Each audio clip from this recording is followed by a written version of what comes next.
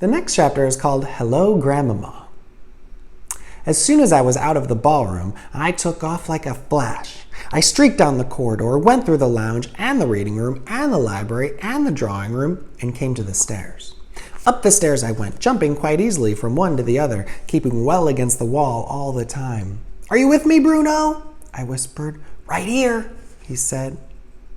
My grandmother's room and my own were on the 5th floor. It was quite a climb, but we made it without meeting a single person on the way because everyone was using the elevator. On the 5th floor, I raced along the corridor to the door of my grandmother's room. A pair of her shoes was standing outside the door to be cleaned. Bruno was alongside me. "What do we do now?" he said. Suddenly, I caught sight of a chambermaid coming along the corridor toward us. I saw at once that she was the one who had reported me to the manager for keeping white mice. Not, therefore, the sort of person I wanted to meet in my present condition. "Quick," I said to Bruno, "hide in one of those shoes." I hopped into one shoe and Bruno hopped into the other. I waited for the maid to walk past us. She didn't. When she came up to the shoes, she bent down and picked them up. In doing this, she put her hand right inside the one I was hiding in. When one of her fingers touched me, I bit it. It was a silly thing to do, but I did it instinctively without thinking. The maid let out a scream that must have been heard by ships far out in the English Channel, and she dropped the shoes and ran like the wind down the corridor.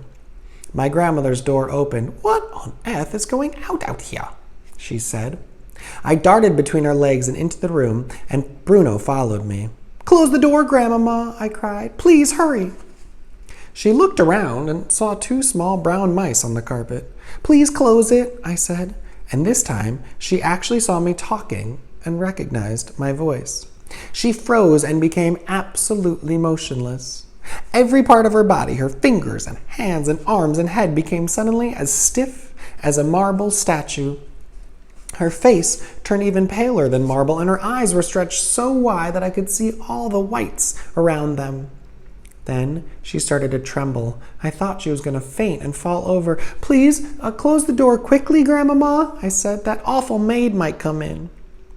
She somehow managed to gather herself together enough to close the door. She leaned against it, staring down at me, white-faced and shaking all over. I saw tears beginning to come out of her eyes and go dribbling down her cheeks. "Don't cry, Grandmamma," I said. "Things could be a lot worse. I did get away from them. I'm still alive. So is Bruno." Very slowly, she bent down and picked me up with one hand. Then she picked Bruno up with the other hand and put us both on the table. There was a bowl of bananas in the center of the table, and Bruno jumped straight into it and began tearing away with his teeth at one of the banana skins to get the fruit inside. My grandmother grasped the arm of her chair to steady herself, but her eyes never left me. "Sit down, dear Grandmamma," I said. She collapsed into her chair. "Oh, my darling," she murmured, and now the tears were really streaming down her cheeks. "Oh, my poor, sweet darling, what have they done to you?" "I know what they've done, Grandmamma, and I know what I am, but the funny thing is that I don't honestly feel especially bad about it. I don't even feel angry. In fact, I feel rather good. I know I'm not a boy any longer, and I never will be again, but I'll be quite all right as long as there's always you to look after me." I was not just trying to console her.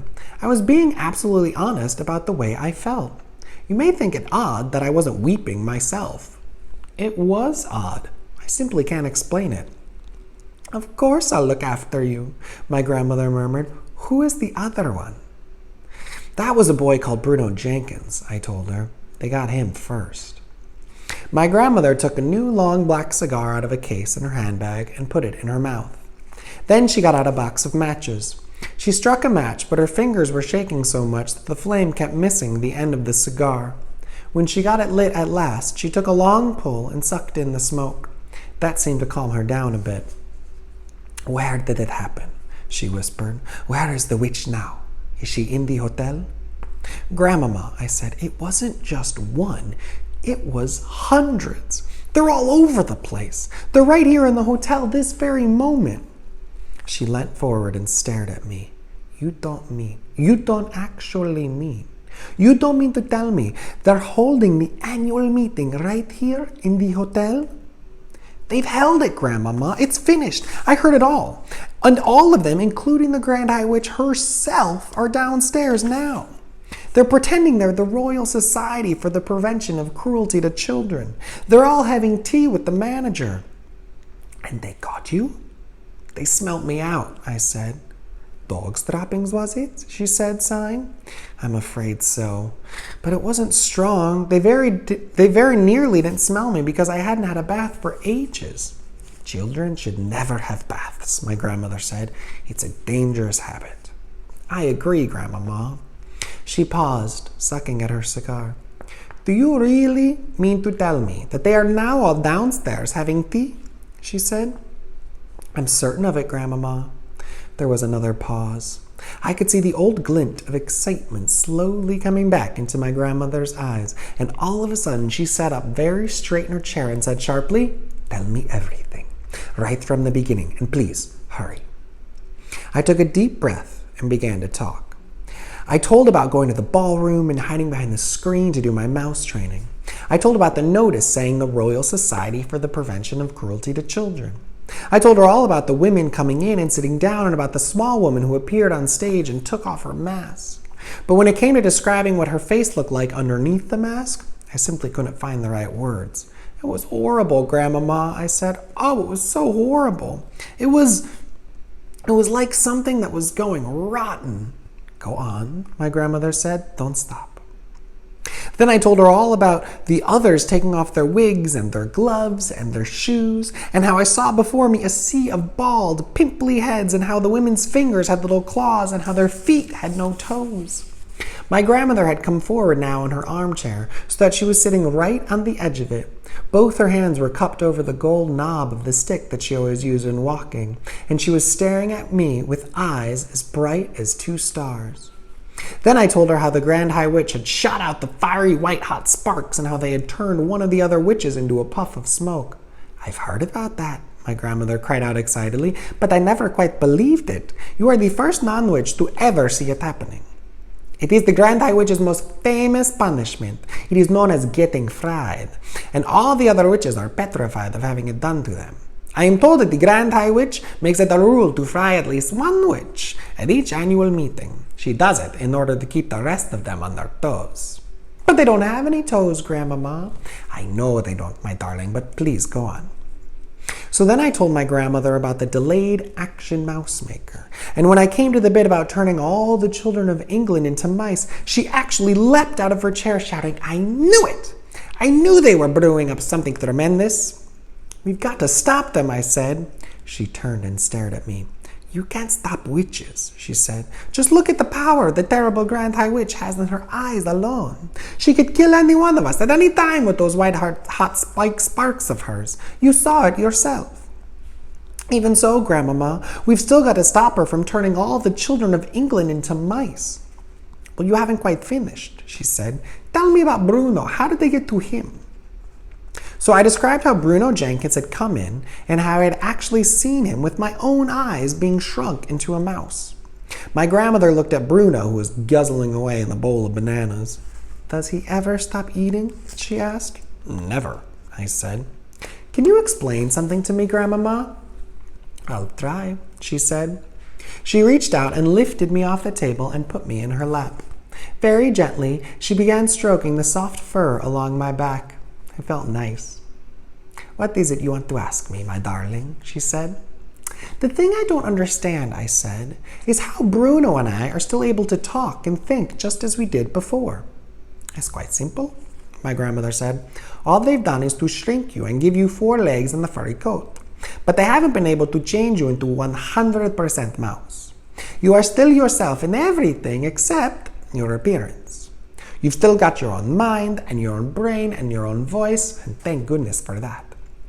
So, I'm not really an ordinary mouse at all, I said. I'm sort of a mouse person. Quite right, she said. You are a human in mouse clothing. You are very special. We sat there in silence for a few moments while my grandmother went on stroking me very gently with one finger and puffing her cigar with the other hand. The only sound in the room was made by Bruno as he attacked the bananas in the bowl. But I wasn't doing nothing as I lay there in her lap. I was thinking like mad. My brain was whizzing as it had never whizzed before. "Grandmamma," I said, "I may have a bit of an idea." "Yes, my darling, what is it?" "The Grand High Witch told them her room number was 454, right?" "Right," she said. "Well, my room number is 554. Mine, 554, is on the 5th floor, so hers, 454, will be on the 4th floor."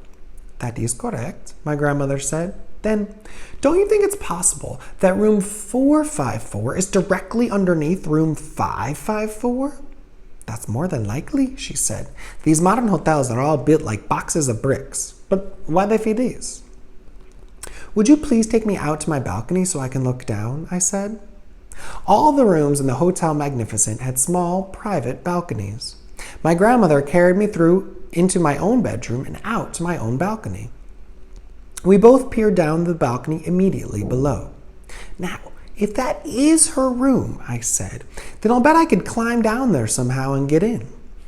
"And get caught all over again?" my grandmother said. "I won't allow it." "At this moment," I said, "all the witches are down on the Sunshine Terrace having tea with the manager. The Grand High Witch probably won't be back until 6 o'clock or just before. That's when she's going to dish out supplies of that foul formula to the ancient ones who are too old to climb after the Gruntle's eggs." "And what if you did manage to get into her room?" my grandmother said. "What then?" "Then I should try to find the place where she keeps her supply of delayed action mouse maker, and if I succeeded, then I would steal 1 bottle of it and bring it back here." "Can you carry it?" "I think so," I said. "It's a very small bottle." "I am frightened of that stuff," my grandmother said. "What would you do with it if you did manage to get it?" "1 bottle is enough for 500 people," I said. "That would give each and every witch down there a double dose at least. We could turn them all into mice." My grandmother jumped about an inch in the air. We were out on my balcony and there was a drop of about 1,000,000 feet below us, and I very nearly bounced out of her hand over the railings when she jumped. "Be careful with me, Grandmamma," I said. "What an idea," she cried. "It's fantastic. It's tremendous. You're a genius, my darling." "Wouldn't it be something?" I said. "Wouldn't that really be something?" "We get rid of every witch in England in one swoop," she cried, "and the Grand High Witch into the bargain." "We've got to try it," I said. "Listen," she said, nearly dropping me over the balcony once again in her excitement. "If we brought this off, it would be the greatest triumph in the whole history of witchery." "That's a lot of work. There's a lot of work to do," I said. "Of course there's a lot of work to do," she said. "Just for a start, supposing you did manage to get hold of one of those baltas, how would you get it into their food?" "We'll work that out later," I said. "Let's try to get the stuff first. How could we find out for sure if that's her room just below us?" "We shall check it out immediately," my grandmother cried. "Come along. There's not a second to waste." Carrying me in one hand, she went bustling out of the bedroom and along the corridor, banging her stick on the carpet with each step she took. We went down the stairs 1 flight to the 4th floor. The bedrooms on either side of the corridor had their numbers painted on the doors in gold. "Here it is," my grandmother cried. "Number 454. She tried the door. It was locked, of course. She looked up and down the long, empty hotel corridor. "I do believe you're right," she said. "This room is almost certainly directly below yours." She marched back along the corridor, counting the number of doors from the Grand High Witch's room to the staircase. There were 6. She climbed back up to the 5th floor and repeated the exercise. "She is directly below you," my grandmother cried out. "Her room is right below yours." She carried me back into my own bedroom and went out once again on the balcony. "That's her balcony down there," she said. "And what's more, the door from her balcony into her bedroom is wide open. How are you going to climb down?" "I don't know," I said. Our rooms were in front of the hotel, and they looked down onto the beach and the sea. Immediately below my balcony, thousands of feet below, I could see a fence of spiked railings. If I fell, I'd be a goner. "I've got it!" my grandmother cried.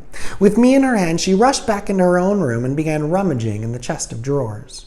She came out with a ball of blue knitting wool. One end of it was attached to some needles and a half-finished sock she had been knitting for me. "This is perfect," she said. "I shall put you in the sock and lower you down onto the Grand High Witch's balcony. But we must hurry. Any moment now that monster will be returning to her room." That's the end of the chapter. So what is their plan?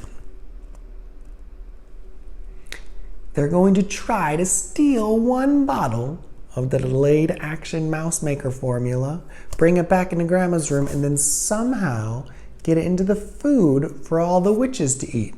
And if all the witches take the mouse formula, what will happen to the witches? They'll turn into mice. Do they have a finished plan yet? Do they know exactly what they're going to do? No, not completely, right? They still have to figure out how they're going to get the witches to eat the formula. But it seems pretty exciting. All right, let's keep going.